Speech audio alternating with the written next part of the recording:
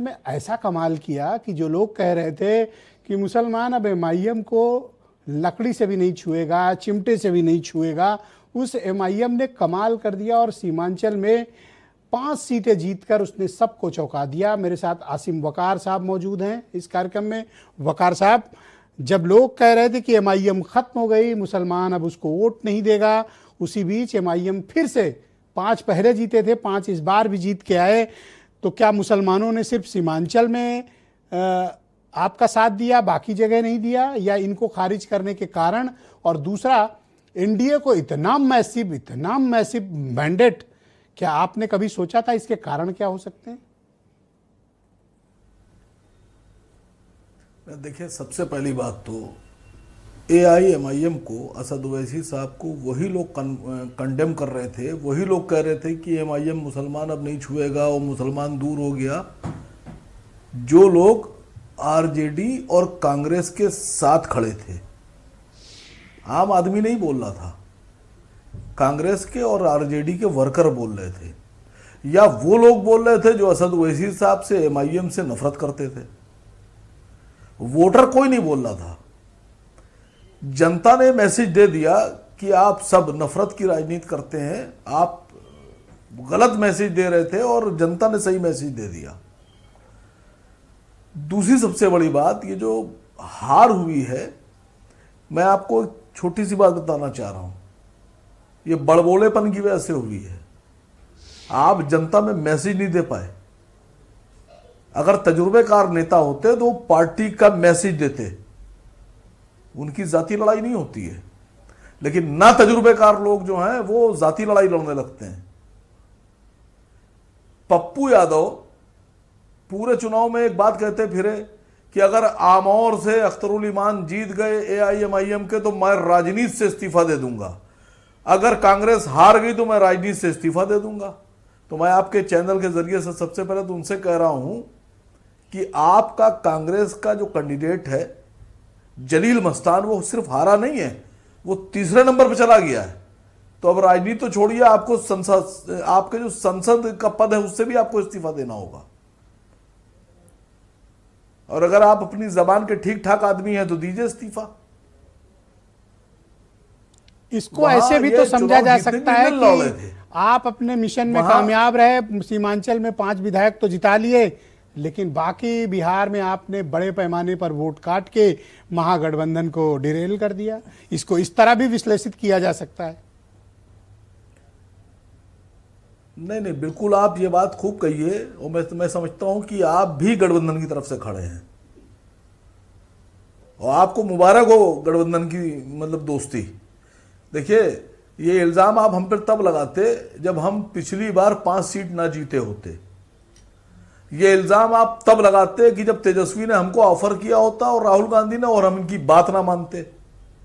ये इल्जाम आप हम पर तब लगाते जब गठबंधन कहता कि हम साहब आपके साथ आना चाहते हैं, असद ओवैसी साहब हमको प्लीज हराइए मत, हमारे साथ शामिल हो जाइए, हमसे 20 सीटें ले लीजिए, और हम मना कर देते कि नहीं साहब हम तो आपको हराएंगे।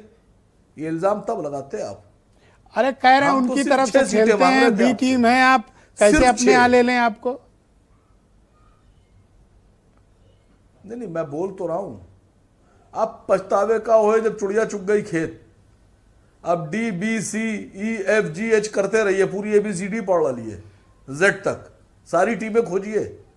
सर जानते हैं क्यों हारे हैं? सियासत में जो सियासी लीडरशिप होती है वो अपनी पार्टियों को जिताती है। ये जो महागठबंधन के लोग हैं, इनकी जो लीडरशिप थी वो जेएनयू के छात्र नेता थे। जवाहरलाल नेहरू यूनिवर्सिटी के जो छात्र नेता हैं वो कांग्रेस को चुनाव लड़ा रहे थे। तो छात्र नेताओं की जितनी सोच होती है उनके उतनी ही आइडियोलॉजी होती है। छात्र नेताओं के मुद्दे अलग होते हैं, छात्र नेताओं के नारे अलग होते हैं। छात्र नेता बहुत लंबी सोच नहीं रखता। आप सोचिए कि आप लेके क्या चल रहे थे। तो नीतीश कुमार और भारतीय जनता पार्टी की इतनी बम्पर जीत कैसे हुई? की फौज बनाकर जंग में उतर गए। किसकी फौज उतर? मैं बता रहा हूं सर आपसे, मैं तेजस्वी यादव की आपको ऐसी भाषा क्यों बोल रहे हैं आप किसी को ऐसे नहीं कह सकते। अपने साथ एक नहीं, अपने साथ एक साथी रखते हैं संजय यादव। संजय यादव के मशवरे पर उन्होंने कहा नहीं आप एमआईएम से गठबंधन मत कीजिएगा, मना कर दिया। तेजस्वी यादव मान गए। अब संजय यादव साहब ऐसे आदमी हैं कि उन्होंने तेजस्वी के परिवार में फूट डाल दी। संजय यादव की वजह से तेजस्वी जी का परिवार एकजुट था और टूट गया। तो जो आदमी परिवार तोड़ सकता है, परिवार को इकट्ठा नहीं रख सकता है, वो पूरी बिहार की जनता को आपके साथ कैसे रखेगा? आप खुद अकल लगाइए कि आप कैसे लोगों को साथ लेके चल रहे हैं। कांग्रेस ने एक ऐसा मुस्लिम नेता उतारा, मतलब आप यूं समझ लीजिए कि मोहम्मद रफी साहब गाना गा रहे हैं, जान लड़ा देंगे, तूफान उठा देंगे, टोपी गोली चला के दुश्मन की टोपी उड़ा देंगे, जरा उनको मैदान भेजिए बॉर्डर के ऊपर। एक किस्सा सुनाऊं सर आपको। एक बार एक राजा जो था वो अपने राज्य में घूमने निकला, तो उसने देखा कि एक इलाके में गया तो उसने देखा वहां नटों की बस्ती थी और कोई रस्सी पे चल रहा है, कोई डंडे लाठी चला रहा है, बिन बिन बिन बिन कोई तलवारबाजी कर रहा है। तो उसने कहा साहब हमारी फौज तो रस्सी पे चलती नहीं है, तो बहुत बढ़िया लोग हैं, इनकी तलवारबाजी बड़ी फास्ट है। तो उसने कहा कि मेरी फौज हटाओ और सब इनको भर्ती कर लो फौज में। वो साहब नटों को उसने भर्ती कर लिया राजा ने फौज में, अपनी फौज को सब हटा दिया। ये नहीं, ये आप देखो ये बदसलूकी कर रहे हो आप। पड़ोस के एक राजा ने हमला कर दिया।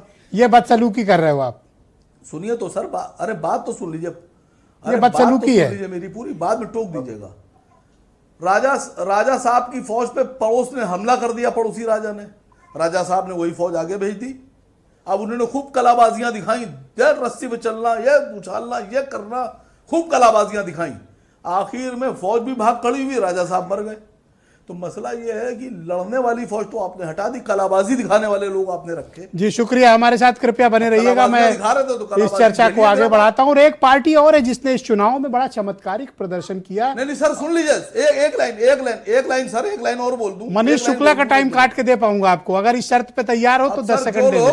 जो लोग इखलाक की